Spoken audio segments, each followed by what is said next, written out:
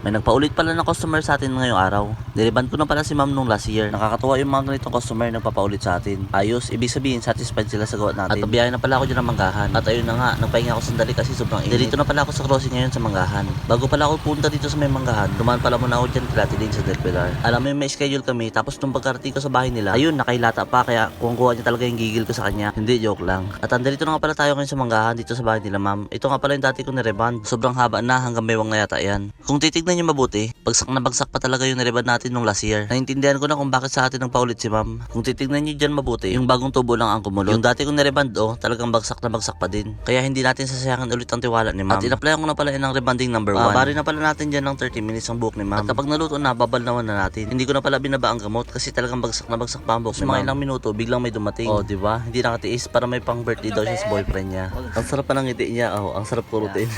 At nalagyan na pala namin dyan ng neutralizer number 2 pang lock ng reband. Tapos na-apply na rin namin ng Brazilian Botox dyan para smooth and shining. Kasi kung walang Brazilian Botox, straight ang buhok ni ma'am pero dry. Yun talaga ang combination ng reband with Brazilian. Kung titignan nyo, talagang bagsak na ang buhok ni ma'am at malambot. Oh, blower pa lang yan pero kita nyo na agad ang result. No damage po yan at walang dry. At ayaw na pala pagupitan niya ng buhok ni ma'am. Akala nyo talaga na plansya na yun. Hindi na po babalik yan. Sigurado last year tatawagin na naman tayo ni ma'am. At ang plansya na pala natin yan. See the result.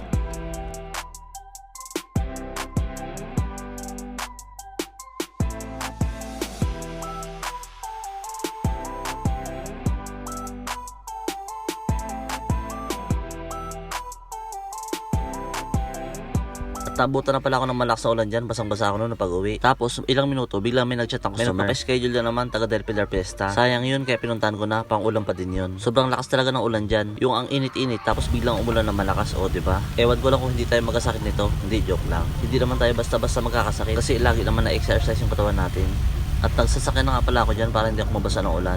Minsan ko lang kasi gamitin yung sasakyan kapag umuulan para hindi tayo mabasa at mainitan. Pamalingki lang pala namin itong sasakyan. Second hand ko lang nabili. Nabili ko to 2 years na makalipas. Nabili ko tong sasakyan sa pagre-reband lang. Nag-ipon lang ako. Hindi kasi ako naninigarilyo at nagiinom. Kung ibibili ko ng alak o sigarilyo, iipon ko na lang. O ipambili ng pagkain ng mga anak ko. Oh, tama na ang drama. Andito na pala tayo ngayon sa Del Pilar Fiesta. Papasok na pala tayo dyan ngayon sa loob. Sabi ni ma'am, nakita niya lang daw ako sa Facebook. Kaya susubukan niya daw ako. Kapag mga ganitong customer, first timer natin siyang irrelevant. Ang diskarte ko dito para umulit ang mga customer, ibigay natin agad ang best natin sa pag-ayos ng buhok. Para umulit sila at maging satisfied ang customer. At andito na nga pala tayo sa bahay ng customer. Kanina pala tayo hinihintay ni ma'am. At nung pagkapasok ko nga pala dito sa bahay nila ma'am, ang una ko napansin, ayan yung anak ni ma'am. Ang cute niya kasi, nanggigigil na ako dyan. Pinipigilan ko lang, gusto ko na kasi siyang kurutin.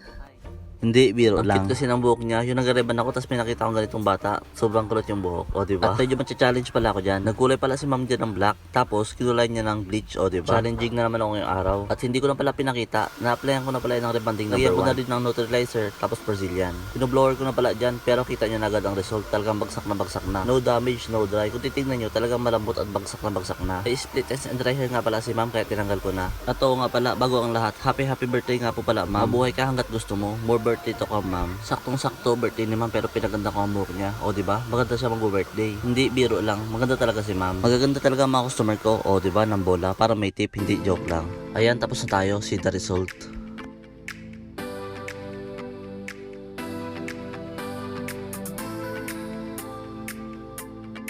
Thank you for watching. Please like and share.